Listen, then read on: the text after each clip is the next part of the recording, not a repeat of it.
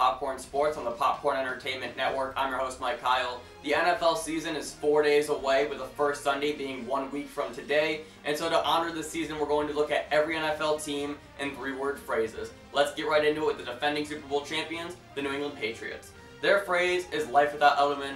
Star wide receiver Julian Edelman tore his ACL 2 weeks ago in a preseason game versus the Lions, and it's going to be really interesting to see how that team bounces back from that injury, because many people were expecting them to have the possibility of going 16-0 prior to it.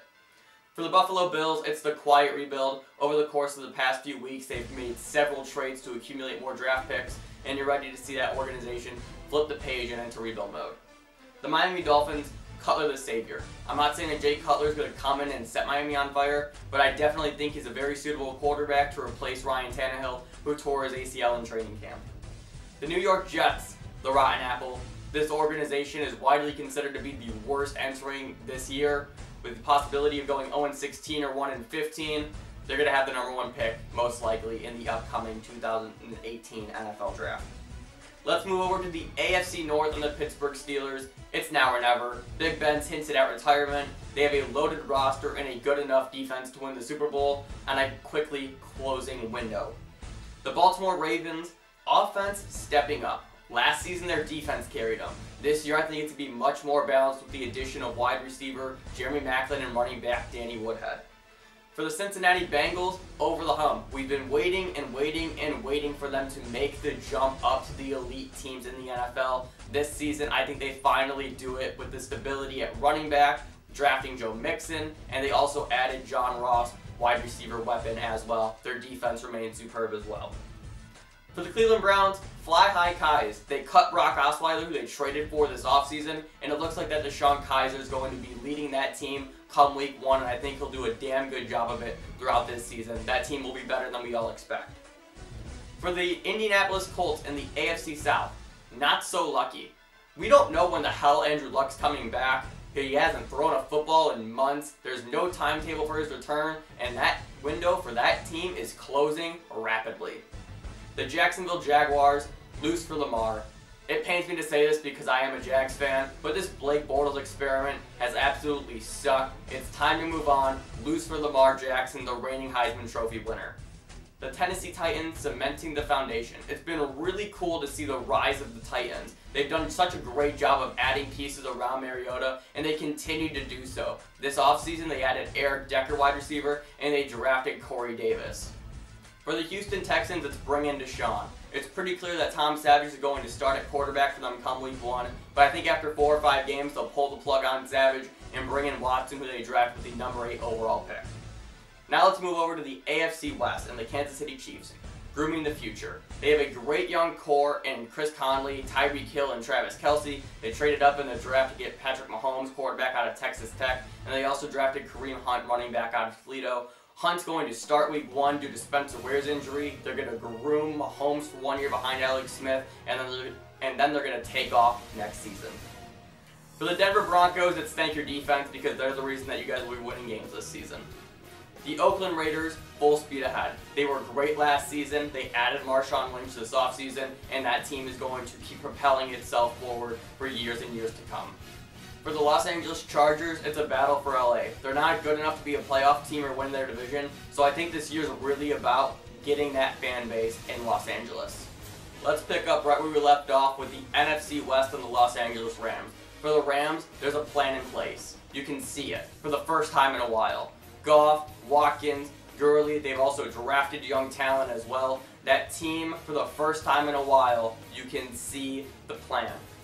For the Arizona Cardinals, it's where to now. 2 years ago, they were great. Last year, they were underwhelming. This year will be the determinant as to where they're at right now as a franchise.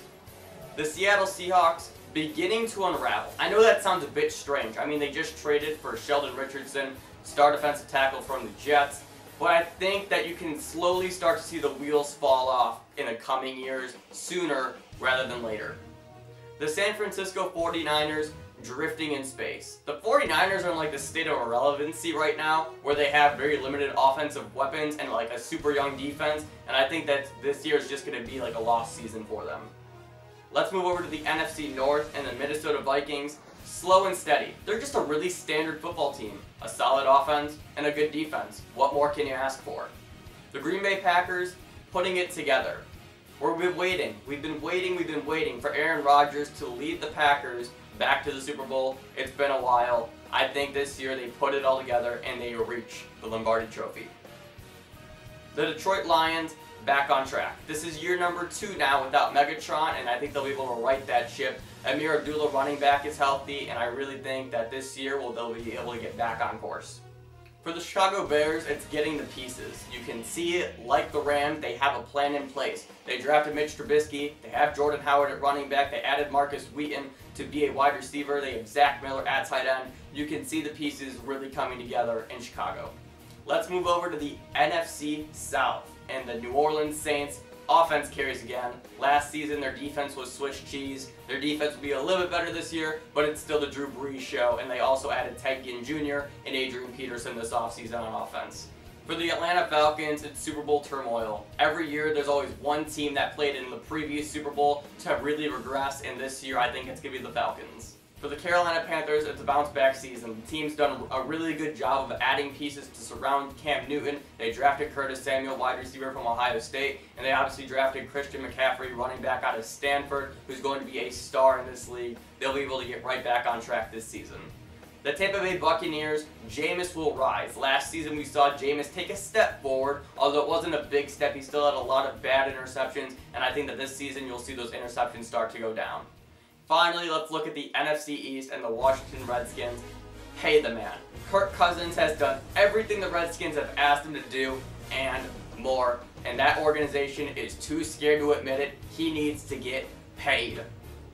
The Dallas Cowboys, manageable without Zeke. I personally still think that Zeke Elliott is going to be suspended for 6 games, and I think all they have to do is win 4 of them. They'll win 3, that's fine too. As long as they are manageable without Zeke Elliott on the field, once he comes back, they will go full steam ahead.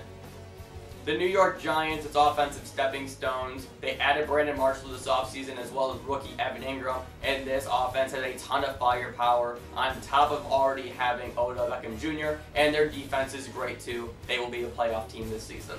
Lastly, we have the Philadelphia Eagles, and their 3-word phrase is soaring on up. Carson Wentz had a really good rookie season last year, and the Eagles deserve an award for how well they've done this offseason. They added Alshon Jeffrey, Torrey Smith, and LeGarrette Blount, all to complement Wentz. That team is going to win the NFC East this season.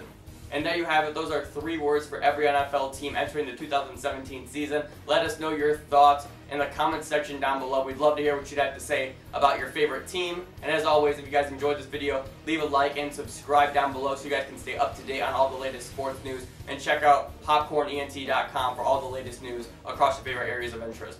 For Popcorn Sports, I'm Mike Kyle.